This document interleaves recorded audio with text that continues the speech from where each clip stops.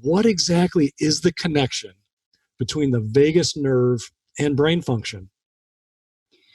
Right, of course. When we're talking about the vagus nerve and the brain, we really, of course, need to mention the gut-brain axis or the brain-gut axis. And one thing I really want to stress is that this is a two-way communication. This communication is a signaling pathway that goes between the brain and the gut. But obviously, it works both ways. And the reason I'm stressing this is because sometimes people watch summits and listen to certain speakers talking about the gut a lot, and you can often get this idea that it goes one way only, but it doesn't. It goes both ways, and that's quite important. And of course, I'm going to talk about the vagus nerve, and of course, we need to recognize that the vagus nerve is not the only component of the gut-brain axis. When we're talking about the gut-brain axis, we're talking about both the sympathetic and parasympathetic nervous system branches. We're also talking about the enteric nervous system and the microbiome itself. But the vagus nerve, of course, is that main component. It is pretty much the parasympathetic nervous system. And as such, it plays an enormous role in this process, in this communication that I'm describing. And in the end, when we're talking about the vagus, I think it's going to be interesting for the viewers maybe to know that there are two sort of strands to the vagus nerve. So when we're referring to the vagus nerve, we're really talking about the ventral vagus complex, and that's our social nervous system, and it's the 10th cranial nerve, if people are interested in the anatomy of it. And it is really synonymous with the rest, digest, detoxify, and heal response that people will be familiar with. Mm-hmm.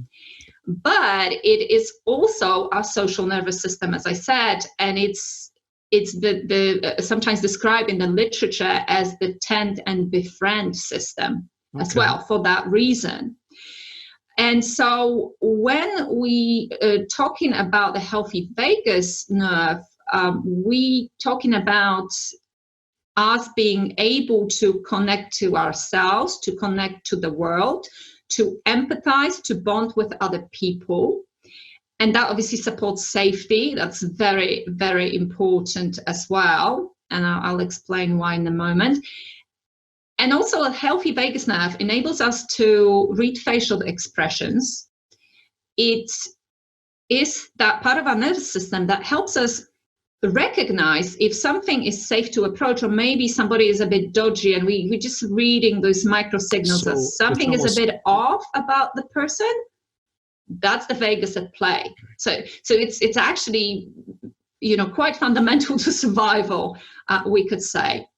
And what's also interesting about it is that, and that's the real beautiful thing about the vagus nerve when we're talking about the connection to the brain, is that vagus nerve stimulation has been found to enhance neuroplasticity, which, of course, as we know, it's all about building new neural connections, strengthening the neural connections that we really need, and discarding those that we don't need. And there's been some studies, there's some research done by the University of Texas. This was on animals, but nonetheless, what it showed is that when they stimulated the vagus nerve and they combined that with physical therapy, that actually accelerated recovery of motor skills after incidents such as stroke. So if you think about the implications of that just the vagus nerve stimulation was able to really enhance the recovery of something like a major disruption in nervous signaling that you have as a result of something like a stroke.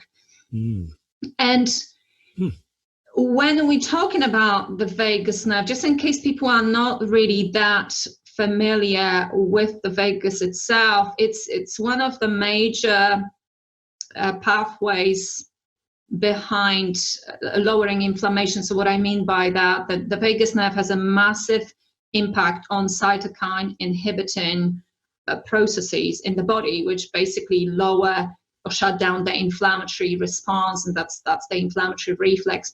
So again, when you think about how many brain symptoms and brain conditions are affected by chronic inflammation, you start to realize, if my vagal tone is good, then I could have a major impact on my brain health just because of this inflammatory reflex phenomena, never mind everything else that the vagus can actually do for us.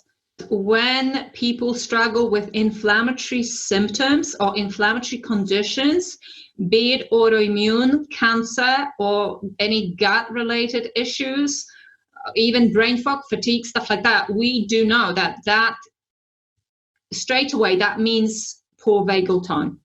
That's what it means. Because if somebody's got strong vagus function, their ability to shut that inflammation down is a lot better. So therefore, if we struggle with chronic inflammatory states, it means that at one level or another, that vagus function is compromised. But the good news here, the good empowering, obviously, part of this is that we can do an awful lot to straighten that up. That's the beauty.